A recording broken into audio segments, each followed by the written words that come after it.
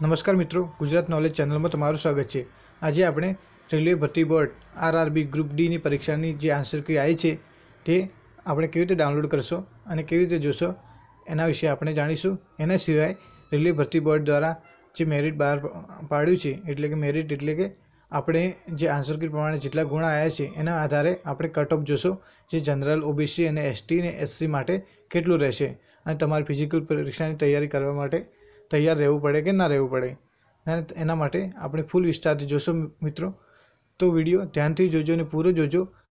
અને એના સિવાય જો તમે અમારું ચેનલને સબસ્ક્રાઇબ ના કરી હોય તો નીચે આપેલ લાલ કલરના સબસ્ક્રાઇબ બટન ઉપર ક્લિક કરી લો અને બાજુની બેલ આઇકનને પણ ક્લિક કરો, જેથી આવનારી વિડીયોની નોટિફિકેશન તમારા સુધી મળતી રહે। હું આવા જ પ્રકારના બધા જ વિડીયો બનાવું છું, એટલા માટે ચેનલને સબસ્ક્રાઇબ કરવાની વિનંતી છે અને વધુ માહિતી માટે નીચે ડિસ્ક્રિપ્શન જોઈ લેવું। તો ચાલો સમય ના બગાડતા વિડીયોની શરૂઆત કરી લઈએ।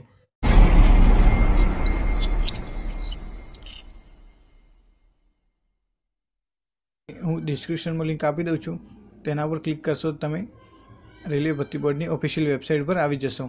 એના પછી મિત્રો નીચે જોશો તમે અહીંયા રાઇઝિંગ કરવાના તમને ગુણ મળશે, એટલે કે તમે જે આન્સર કી તમે હું લિંક આપી એના દ્વારા તમે લોગિન કરીને જોશો તો એમાં તમને આન્સર કી જોવા મળશે અને એ આન્સર કીમાં તમને એવું લાગે કે આ પ્રશ્ન રેલવે ભરતી બોર્ડ દ્વારા ખોટો આપવામાં આવે છે અને મારો જે પ્રશ્નનો જવાબ છે એ સાચો છે, તો તમે એના માટે ઓબ્જેક્શન પણ કરી શકો છો। એના માટે તમને 50 રૂપિયા પર પ્રશ્નના ચાર્જ લાગશે। તો તમે 100% શ્યોર હો તો તમે ઓબ્જેક્શન કરી શકો છો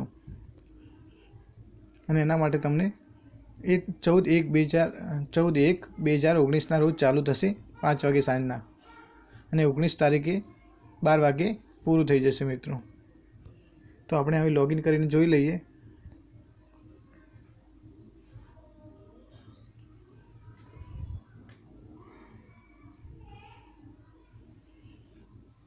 લોગિન ઉપર ક્લિક કરશો તો તમે મિત્રો રેલવેની લોગિન આઈડી ઉપર આવી જશો। ત્યાં તમને એક યુઝર આઈડી નાખવાનો રહેશે, એટલે કે તમારો જે રજિસ્ટ્રેશન નંબર હોય એ અહીંયા નાખવાનો।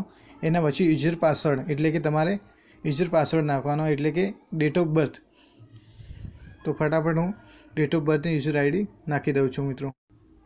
તો મિત્રો ઉપર યુઝર આઈડીમાં તમારો રજિસ્ટ્રેશન નંબર નાખી દેવાનો। એના પછી નીચે પાસવર્ડમાં યુઝર આઈડી પાસવર્ડ જે છે એમાં તમારો ડેટ ઓફ બર્થ નાખી દેવાનો। એના પછી લોગિન ઉપર ક્લિક કરી લેવાનું। તો મિત્રો એના પછી તમારું જે કેન્ડિડેટ હશે એનું નામ અહીં બતાડશે, જે નામ હશે તમારો રજિસ્ટર નંબર બતાડશે અને તમારા પિતાનું નામ બતાડશે। એના પછી તમારે અહીંયા ક્લિક કરવાનું રહેશે તમારા મિત્રો।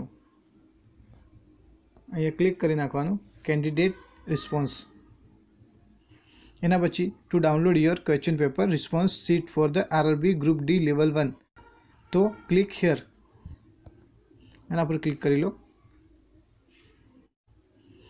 એના પછી મિત્રો તમને જે તમારું જે હશે એ આન્સર કી ખુલી જશે।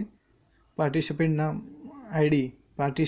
આઈડી જે તમારી આઈડી હશે એ પાર્ટિસિપેન્ટ નેમ બતાડશે, ટેસ્ટ સેન્ટર નેમ બતાડશે, ટેસ્ટ ડેટ બતાડશે અને ટેસ્ટ ટાઈમ બતાડશે ને સબ્જેક્ટ લેવલ 1 જે તમારું જે હશે એ।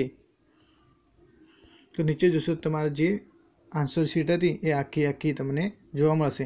એમાં તમે કયો જવાબ આપ્યો હતો, કયો જવાબ રેલવે દ્વારા જે આપવામાં આવેલો સાચો જવાબ કયો છે એના વિશે તમે આપણે નીચે જાણીશું।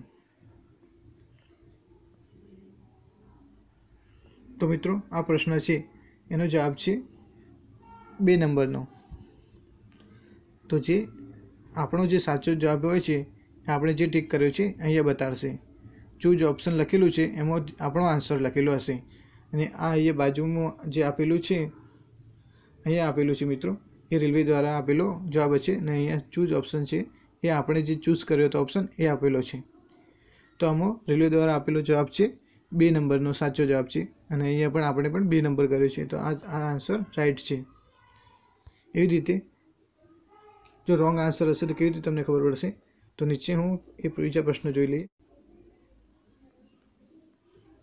તો આમાં મિત્રો જોઈ લો કે આમાં જે પ્રશ્ન બીજો છે એમાં ત્રીજા નંબરનો જવાબ જે છે રેલવે દ્વારા સાચો આપવામાં આવે છે અને આપણો જવાબ છે એ ઓપ્શન 2 જે સિલેક્ટ કર્યું છે, એટલે આ પ્રશ્ન ખોટો છે.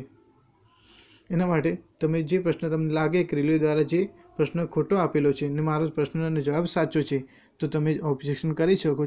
એ 14 તારીખના 5 વાગ્યે ચાલુ થશે અને 19 તારીખને 12 વાગ્યા સુધી ચાલુ રહેશે.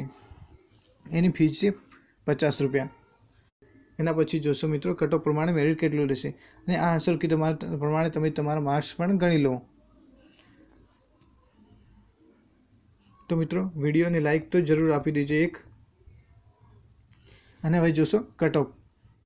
રેલવે ભરતી બોર્ડ RRB ગ્રુપ ડી નું મેરિટ એટલે કે કટ ઓફ પ્રમાણે જોવા જઈએ, જે કે તમારા જે આન્સર કી આવી છે એના ઉપર આપણે આજે કટ ઓફ જોશો. જનરલ, OBC, ST અને SC નું. તો મિત્રો તમારે જેટલા બી ગુણ આવ્યા હોય એ અમને કમેન્ટ કરીને જરૂર જણાવો.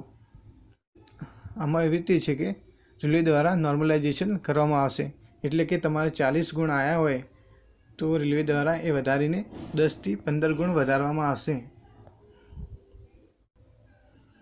એના ઉપરથી આપણે જોઈએ તો કટ ઓફ મુજબ ST વિદ્યાર્થીઓ હોય છે એમના માટે છે 45 થી 55 વચ્ચે રહેશે.